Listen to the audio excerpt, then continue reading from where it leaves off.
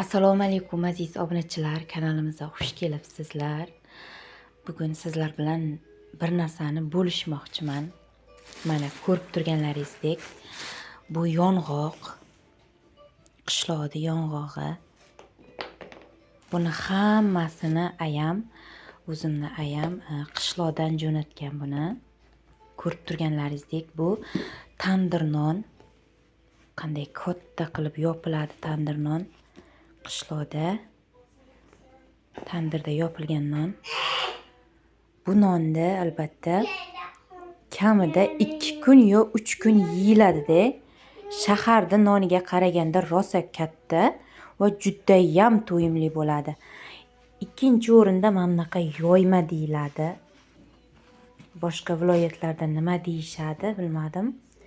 Mana shunaqangi yoyma qilib, zig'ir yog'da, sutda qilishadi, yumshoq bo'lib chiqadi. Ko'rib turganlaringdek, shunaqangi mazali bo'ladi bu. Men har safar qishloqqa borganimda o'zimni ayajonim pishirib beradi.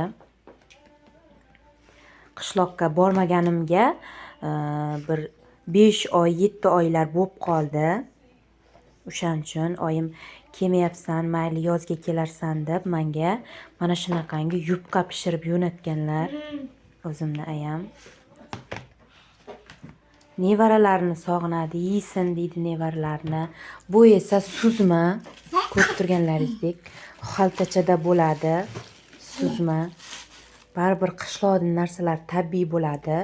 Bu esa echki suti. Echki sutini jo'natgan. Buni nevaralarim tabiiy sut ichsin deb jo'natishgan albatta. Nevaralar mazza qilib yeyishyapti. Albatta onamga duo qilaman. Onam mana shunaqangi 100 yoshlarga kirib yurishini xohlayman. Bizni doim eslab mana shunaqangi narsalarni jo'natib, meni qizim uzoqda deb jo'natib turadi. Oyimga katta rahmat. Baxtimizga sog'-omon bo'lsin. Albatta onalarimizni qancha e'zozlasak shuncha kam.